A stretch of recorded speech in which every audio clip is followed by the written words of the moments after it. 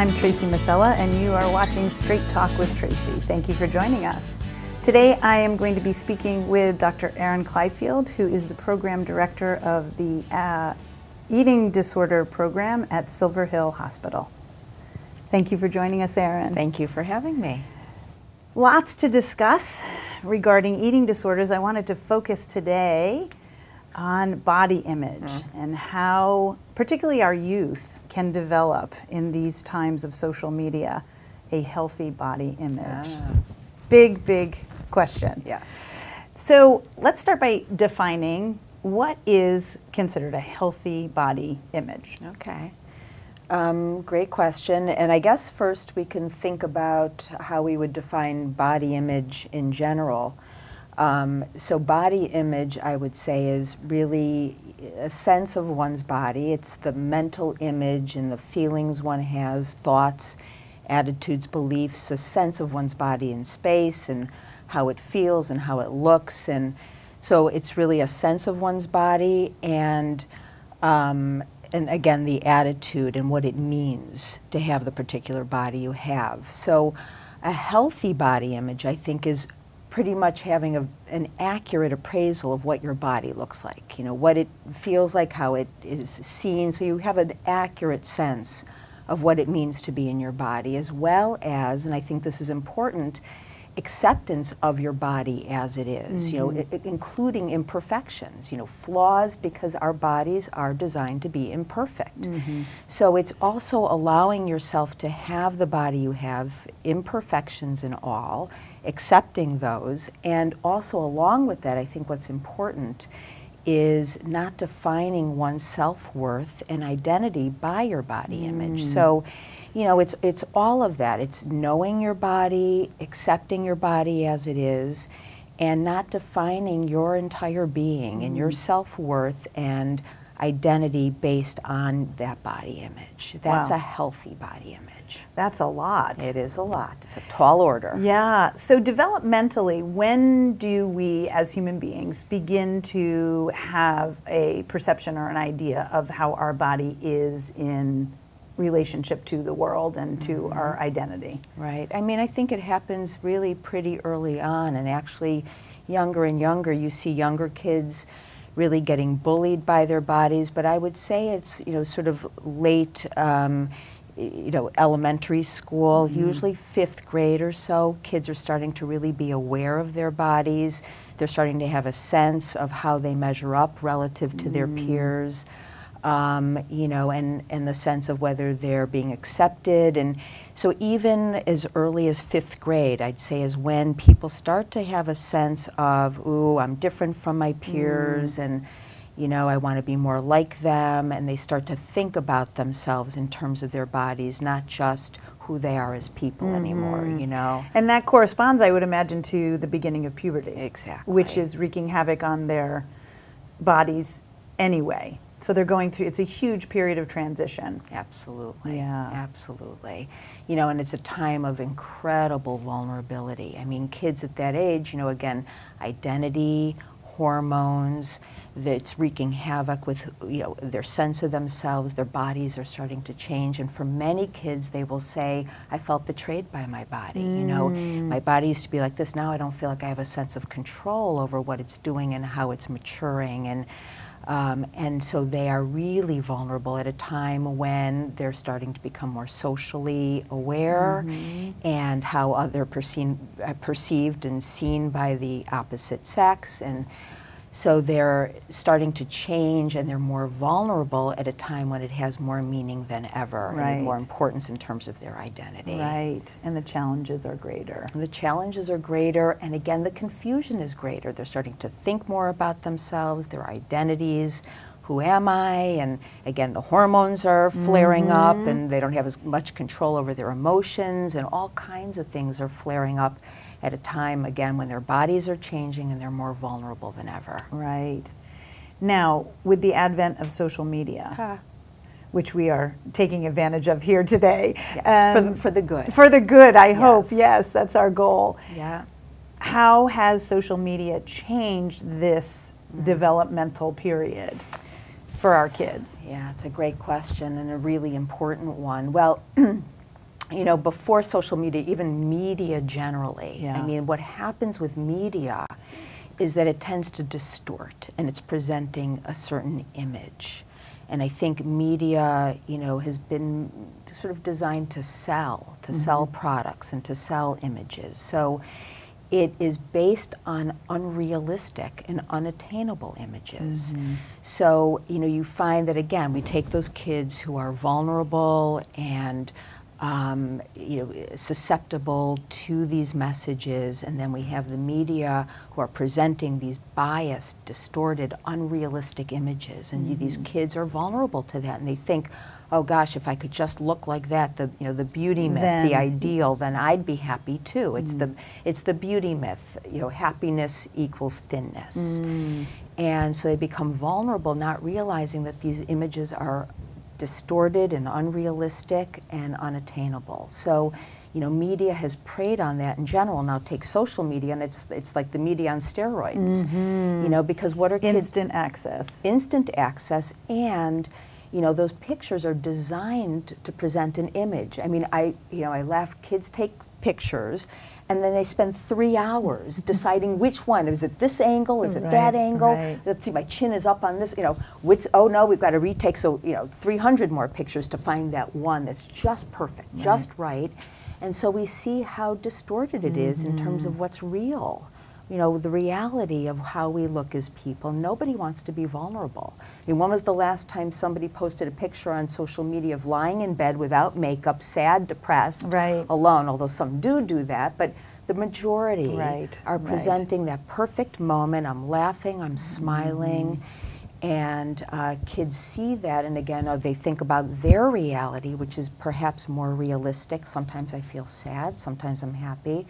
They see those and they think, oh, if I just look like that and I do what they're doing, I'll have that same outcome. Not recognizing how posed and polished it is and unrealistic. Right. And yes, so the selfie generation, capturing a moment in time which has been well manicured to portray a particular moment. Exactly. While life is passing by. Exactly. Right. Well, yeah. So how tied is body image to eating habits? So when we think about eating disorders or disordered eating, because in my opinion, I've never met an adolescent that doesn't have disordered eating of some type. And we'll get into later how to discern between disordered eating and an eating disorder. Is body image tied directly to eating habits or a sense of how we are in relationship to food? Oh, absolutely. I mean, you know, one of the cornerstones of eating disorders is preoccupation with body image and concern about body image and controlling and managing weight. So for the majority of people who have eating disturbances and eating disorders or disordered eating, it's generally revolving around body image and their choices of food to maintain or sustain a certain body image. You know, it's a little more complex because it's also how certain foods may feel. I mean, for example, I met with somebody yesterday who was overeating on healthy foods. Nonetheless, she was gaining weight, but she had this mistaken idea that because these are healthy foods, it's okay to be eating a lot of them in abundance, and that's a misconception that because this is diet food, I can eat.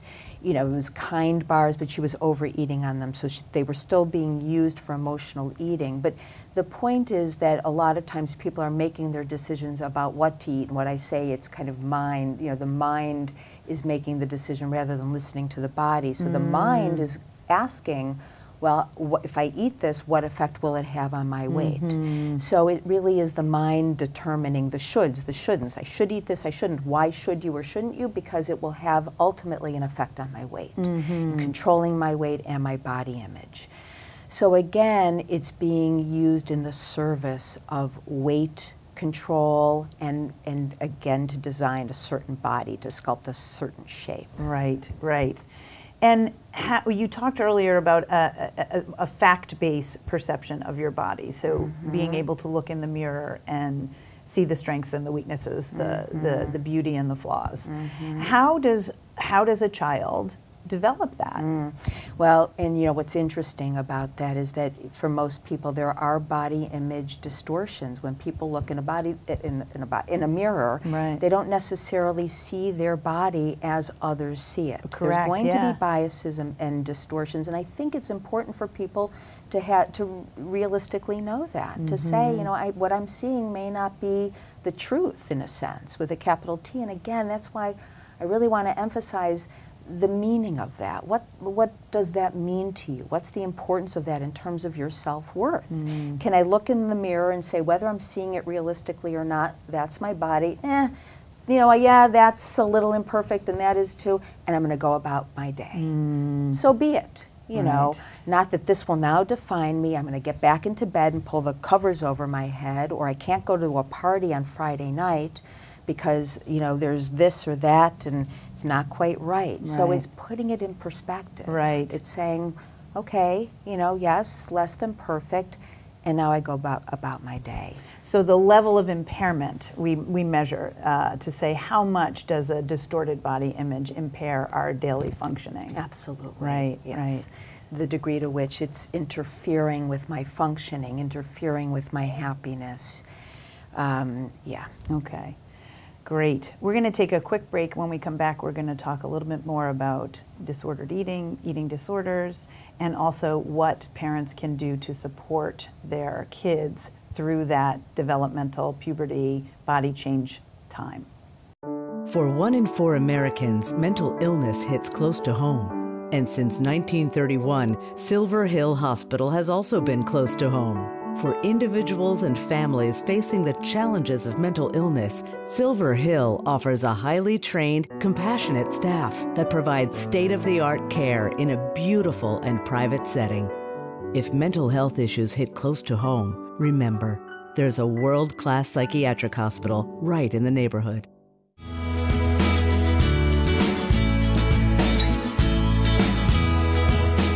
Welcome back to Straight Talk with Tracey. I'm here today with Dr. Erin Clyfield, the Program Director for the Eating Disorder Program at Silver Hill Hospital. Thanks again for being here today. Thank you for having me. We took a little snack during the break and for some emotional eating, right? Right. So that phrase, emotional eating, leads us to a discussion about eating habits. What is disordered? What becomes problematic? What needs treatment? Right. And how does a parent discern? Right. So I know we've had conversations in terms of, you know, the dialectics of overly pathologizing normal eating or normalizing, you know, pathological eating, and I think especially in teenagers that's difficult to discern because oftentimes they are very chaotic and scattered and all over the place with their eating and not just having a stable pattern of eating. But I think what's important here is just that when is it a problem? I mean, and how do we know it's a problem? And the problem is in the eye of the beholder. Is this a problem for me? You know, some people can have French fries at 3 o'clock and then run out the door and go shoot hoops and they don't care. Another person is having French fries at 3 o'clock and going up into their room and feeling very guilty and very sad and very upset. So it is, I think what's important for parents to be thinking about are patterns and clusters and changes in behavior. So is this a departure from what my child used to be doing? And do I see patterns emerging? So, for example, you know, a kid runs out the door, I skipped breakfast, and that can be very common with many kids.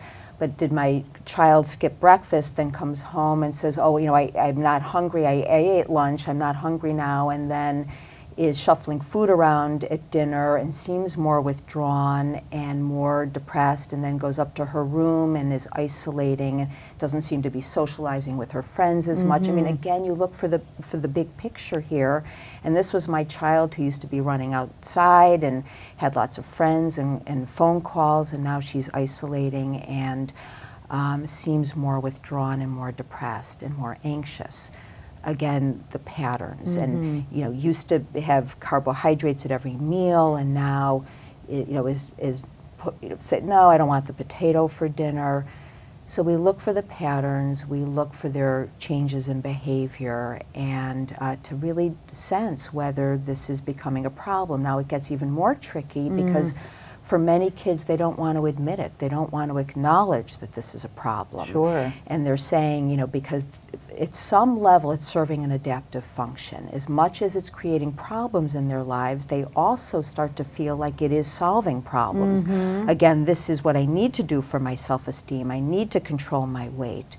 And as much as it's really affecting their mood and their functioning, they don't want to give it up. It's what we call egosyntonic. For others who might be binging and purging, it's very shame-based. So again, they don't want to acknowledge or admit, I'll start tomorrow, I'll get it under control tomorrow. I just, you know, I can do this on my own. I don't want anyone to know about this.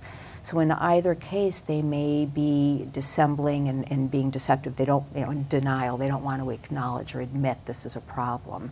So that can make it even trickier for parents who suspect or see changes in these behaviors. It is similar to other problematic behaviors such as self-injury. Is there that emotional release when either from restricting or from purging? Oh, absolutely. Or binging? Absolutely, and that's a good point. And I know I mentioned earlier emotional eating. Yeah. So people have a propensity either to turn toward food or away from food, often as a way of managing emotions. Coping. That's really a huge piece to it. Absolutely. Coping with difficult emotions that they just don't want to feel. Right. You know, that's like we're hardwired as human beings not to feel pain. We don't want to feel discomfort, so we'll do anything we can, from screaming in our cars to I don't know anyone who does that. Right, any number of things and ways to not have to feel pain. Right. And so the food becomes a major coping mechanism. Again, turning toward food as a way of numbing or avoiding or escaping some emotion they don't want to feel, or restricting. Now also, interestingly, with binging and purging also is a huge release, huge anxiety release. So whether somebody binges in order to purge, part of it is because they want to purge in order to get that anxiety reduction. That feeling, right. Or restricting. People will talk a lot about how restricting helps to numb their emotions. So in the same way, whether the problem behavior is self-harm, many people will also say when they're prevented from self-harm, they start to restrict. Turn to eating. Exactly. Right. Because again, they've got to find some way to manage what feels intolerable to them. Yeah. Now, I have always been, and it could be because of the way I was raised, a big proponent of family dinner, at least a couple of times a week. And I always thought a bit about it from the perspective of being able to check in with your kids and your spouse or partner. How much does eating with your child influence their eating habits? Particularly in the teen years when it's difficult to get everybody to sit down at table. Right. Well, that opens a whole other can of worms, actually, and an important one. Not a can of spaghetti, but a can of worms. Doesn't sound good.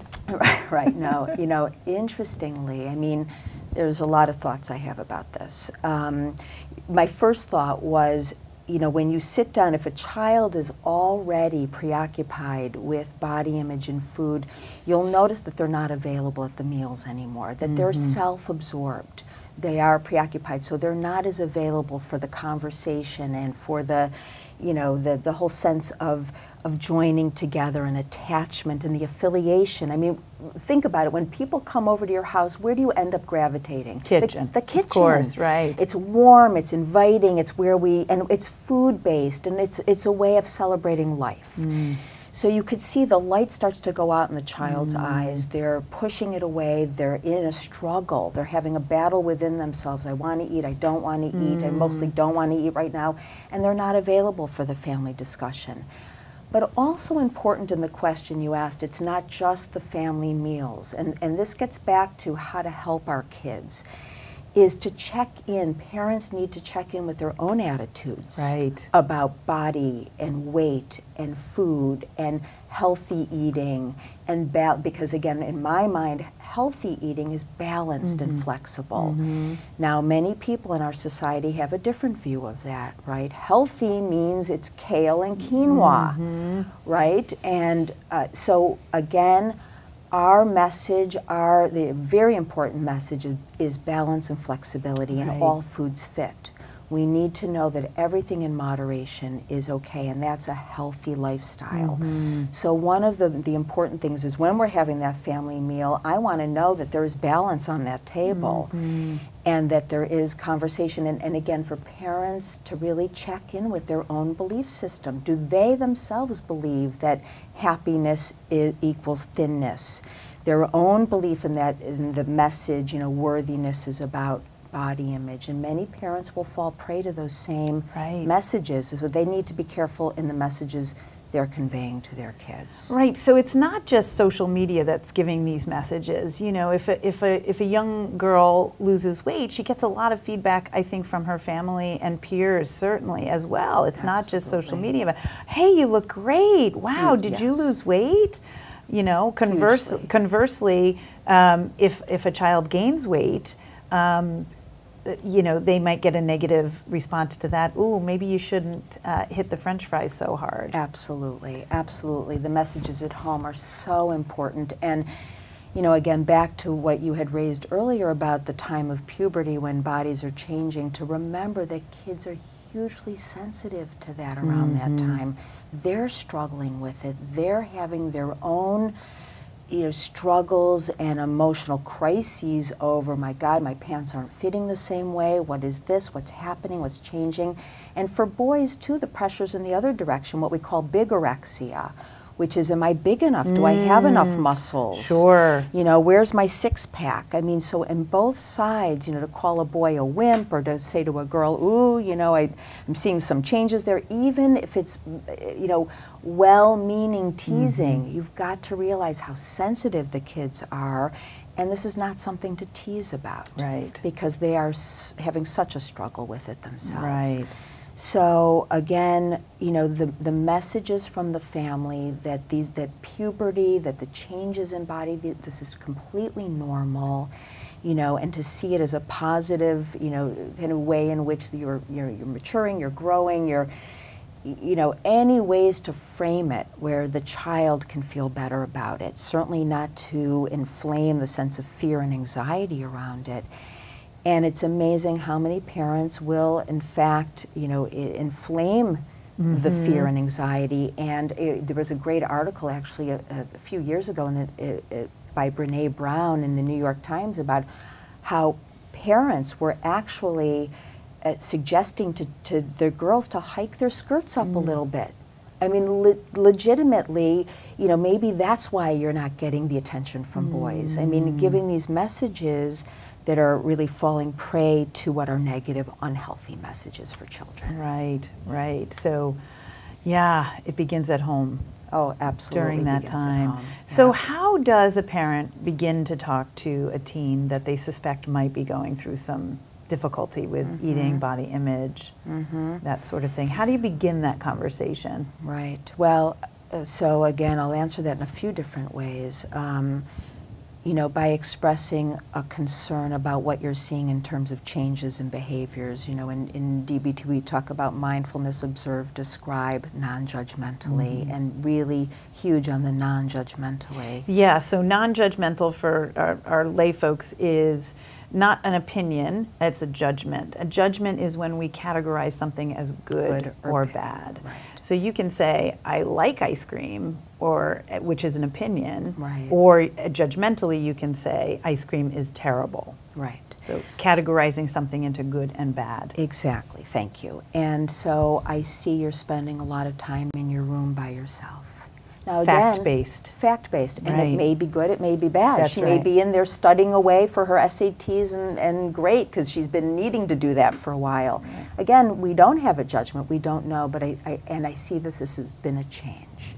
I saw that you were out with your friends a lot, first semester, and I see that You're spending a lot more time by yourself. I'm concerned. You know, I statements express what you feel, what you're seeing, and you're concerned about it, and expect denial, expect a rebuttal. I'm fine, I'm okay, one-word answers. Where does the parent go then? Well, you know, and again, I think it's important for parents to really be aware, to be reading up, to be apprised, to be knowledgeable about what to expect, and that denial and resistance is part and parcel of the problem. You know, so that might be a clue that things are as a parent's gut might suspect. Exactly, exactly. So I think parents need to start looking into professional help, getting their own help in terms of how to manage this, seeking out professionals who know about eating disorders, and stay the course. Don't back down. Stay on it, you know, because you don't want to let it go. It's a kind of the dialectic. You don't want to be, you know, knocking on their door 24/7, Right.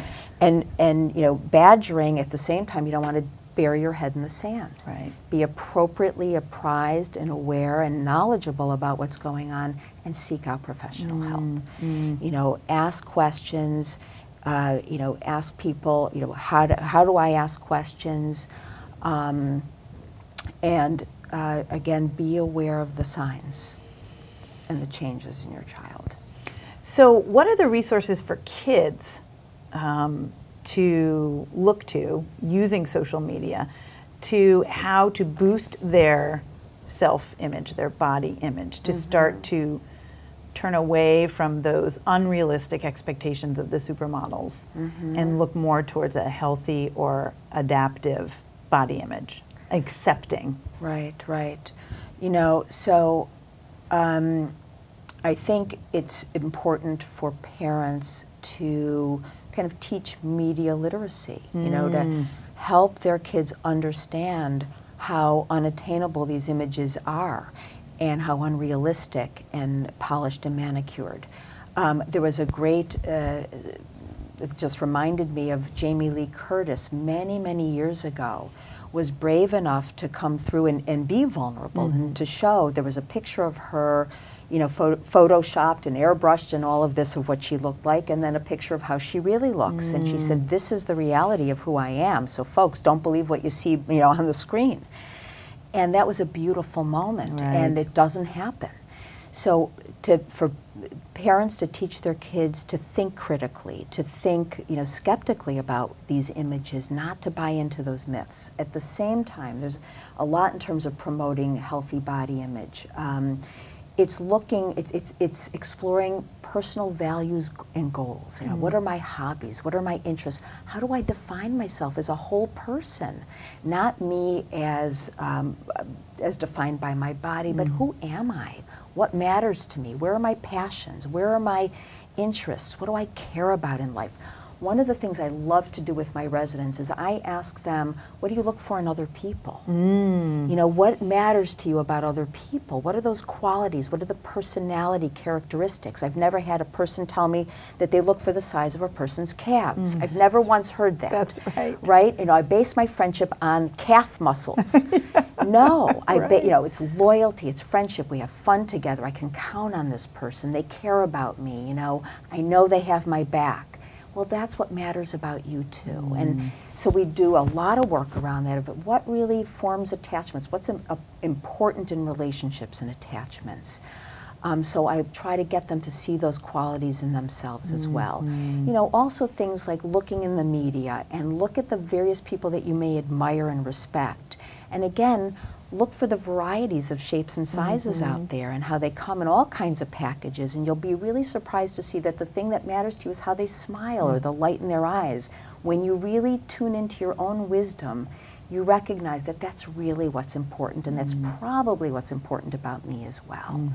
So those are the kinds of things. Now at the same time, I have to say that taking care of one's body and finding the flexibility and the balance in the middle path is also important, because You know, you don't want to go from one extreme to another. If there's one thing you'll hear me say very much, very often, is the dialectic, the balance. Right. Balance and flexibility. We don't want either extreme. So I Right. don't want you just sitting on the sofa doing nothing either, because that's not in your best Right. interest.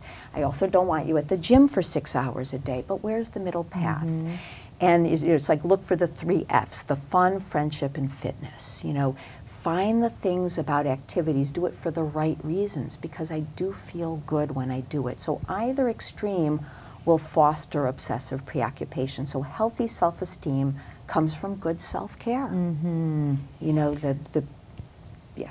Should parents set rules or expectations about the amount of exercise that a child should get? I don't think so. I don't think that, you know, it's kind of like the rules of, you know, I mean, unfortunately what happens for many children is they set their own rules, and then the rules become more extreme. I mean, I think if we listen to ourselves and we learn to tune in, just like with food, that you can't have this, should have that, shouldn't have that, same thing with exercise. You know, rules can become very rigid. Now, that's not to say that, you know, having a realistic expectation, or to say that this is what we would hope for you, or what, you know, we feel would be in your best interest. But if it becomes a rule, I think it then becomes something that a child might... punishable. Exactly, and then can become extreme. If it's more, you know, again, motivated by self-care, but for someone who is, you know, not moving at all, again, you know, I would say it like this, though: let's go for a family walk. You know, or for a bike ride or something where it doesn't, you know, like I want to say maybe a seamless way, you know, where it's not set as a rule, but kind of a way in which we now as a family are all, you know, trying to, again, fun, fitness, friendship, and affiliation. So I wouldn't couch it as a rule, but can be kind of a seamless way in which we are trying to promote healthful habits. Yeah. So peers are often the first line of defense. They are often the first people that recognize whether a kid is having a problem, because as adolescents move through adolescence, they move away from their parents being the people that they look to for definitions, for values, for identity, and they move more towards their peer group. So if a peer suspects that one of their friends is struggling with eating, they notice that they're going to the bathroom after every meal, that they're skipping meals, that they might become aware that they're actually purging. What would a peer do? You know, and this is such an important question, and one that I have answered for many kids, because what happens is many kids feel that they're betraying their friend, and I say absolutely not. You're saving your friend, because the more an eating disorder goes on, the more entrenched and intractable it becomes. So again, we don't want to bury our heads in the sand, and we also don't want to be, you know, strangulating the person, because that's it's ineffective to do that, to, you know, to come on heavy-handed with the individual who's struggling. You want to find people you can talk to about it. You know, I often say find that one safe person you can go to who you know will hear and listen. You've got to find the professionals in this. And again, back to the question of what does a parent do, because we need to expect denial. We need to expect the resistance. We expect that the person is not going to come forward and say, yep, I need help. Yeah, guilty as charged, and I'm binging and purging every day, or I've been restricting. No, I'm fine. I don't need help. You've got it all wrong, as, you know, their friend runs to the bathroom after every meal in the cafeteria. Their friends do know. You've got to talk to people, you know. You go to whomever you feel safe going to, who you feel will listen, can hear you, and the fears of, well, what if this gets back to my friend? I say, put that aside. That may get back to your friend. You're saving her life or his life. And stay the course. Don't back down from this. If your gut is telling you they're having a struggle, you follow your gut, you stay on it. You know, and at the same time try to be effective in the way you're doing it. find the right people, keep the dialogue going. Same thing as, you asked with parents, Right. same thing. It's not obvious oftentimes, and it really depends on the individual how to speak with them. What's something they can hear, but stay on it. Seek help. Seek help. Don't back down. Right. Thank you so much useful information on such a important topic in our culture today. We will have resources available on our website as well as on this podcast. So if people are looking for help, we will provide some sources for help. Thank you very much. My pleasure. Thank you for joining me for Straight Talk with Tracey. If you have questions, or there is a topic you would like us to discuss, or someone in your community has something to say about mental health, please email your ideas to askthedoctor@silverhillhospital.org. We'll see you next month.